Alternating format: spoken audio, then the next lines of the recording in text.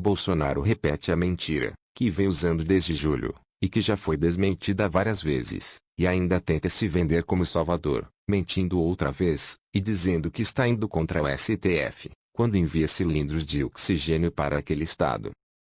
O Supremo Tribunal Federal decidiu por unanimidade que estados e municípios têm poder para determinar regras de isolamento. Os ministros entenderam que governadores e prefeitos têm legitimidade de classificar os serviços essenciais. De casa sem a toga exigida no plenário, o relator ministro Marco Aurélio apresentou a ação que discute as competências na saúde pública. O PDT questionou a medida provisória editada pelo presidente Jair Bolsonaro, que, segundo o partido, concentrou nas mãos do governo federal o estabelecimento de medidas de combate ao novo coronavírus, entre elas isolamento, quarentena e restrição de circulação. O PDT argumentou que a MP feriu a Constituição porque é tarefa da União, estados e municípios em conjunto estabelecer políticas relacionadas à saúde pública. Em defesa da medida provisória que centraliza as decisões no governo federal, o advogado-geral da União, André Luiz Mendonça, disse que ela é necessária para evitar o que chamou de caos jurídico, em que diferentes decretos acabam por impactar a atuação na crise.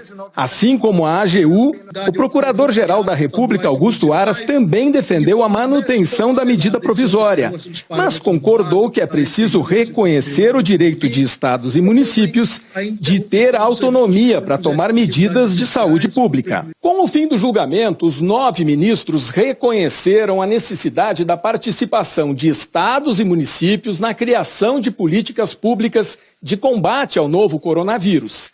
7 ministros entenderam que, em relação às atividades essenciais, estados e municípios têm a prerrogativa de estabelecer o que pode ter restrição de funcionamento em meio à pandemia. Bolsonaro queria que as decisões sobre isolamento ficassem exclusivamente nas mãos dele, e vocês já sabem o que teria acontecido com o Brasil se o STF tivesse aceitado. Basta olhar para Manaus hoje. Como já ficou provado, o STF não impediu o governo federal de cumprir seu papel na pandemia. Tanto é assim que diversos órgãos federais de Manaus apresentaram na quinta-feira à Justiça Federal de Manaus uma ação civil. O Ministério Público Federal e a Defensoria Pública pediram explicações à União sobre a falta de oxigênio para o tratamento de pacientes em Manaus. A empresa fornecedora afirma que alertou as autoridades sobre a situação crítica e que não tem como atender a todos os pedidos. O principal entrave para os outros fornecedores é o transporte. A empresa White Martins diz que alertou as autoridades sobre possíveis problemas no fornecimento de oxigênio em Manaus. Nesta semana, pediu e foi autorizada pela Anvisa a reduzir de 99% para 95% o percentual de pureza do oxigênio produzido e distribuído na cidade. Para atender a demanda atual dos hospitais da cidade, são necessários por dia 7.000 cilindros, como este, com 10 metros cúbicos de capacidade. A melhor saída, segundo especialistas, é levar o produto de avião e a granel em contêineres como aquele, que armazenam o equivalente a 1.000 cilindros. O problema é que nem mesmo a Força Aérea Brasileira dispõe hoje de aviões para fazer esse transporte.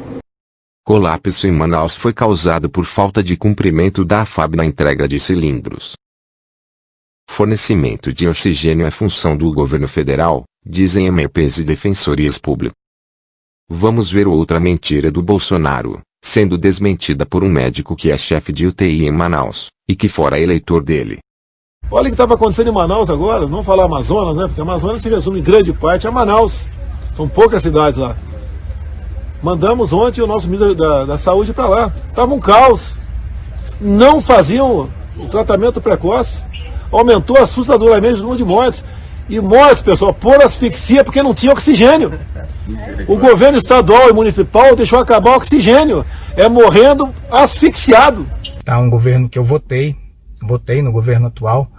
Meu voto está declarado aqui no meu Facebook, tá? Podem procurar na época da eleição, lá uns 10, 15 dias antes da eleição, vocês vão ver um post bem polêmico, tal. Muita gente do contra, muita gente a favor, né? Que como tudo tá aqui no país agora, mas é um voto declarado, só para deixar bem claro isso aí. Então eu acho que eu tenho o direito de criticar a pessoa que eu coloquei lá em cima. O nosso governo, infelizmente, ele tem sido negacionista com relação à pandemia. relativiza tudo, banaliza tudo, tá? A última foi dizer que o que está acontecendo aqui em Manaus é porque a gente não faz tratamento precoce. Pô, gente, sacanagem isso aí, cara. Sacanagem com a gente, profissional da área de saúde, que trabalha, que está ali todo dia. Cara, eu passo visita, não vou dizer que eu vejo todos, mas até pelas 2 UTIs que eu trabalho, pelo menos 50 doentes eu vejo por dia, ultimamente, nas últimas 2 semanas. E eu sei, cara, eu sei. Todos eles fizeram tratamento precoce. Todos eles.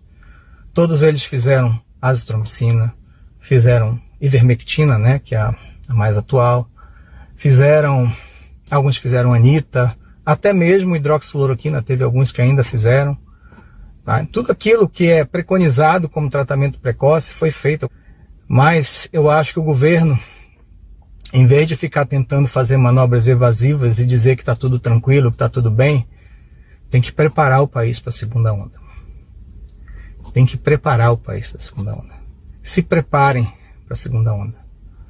Porque ela é devastadora, tá? Ela é cruel, tá? E ela vai levar muitas vidas.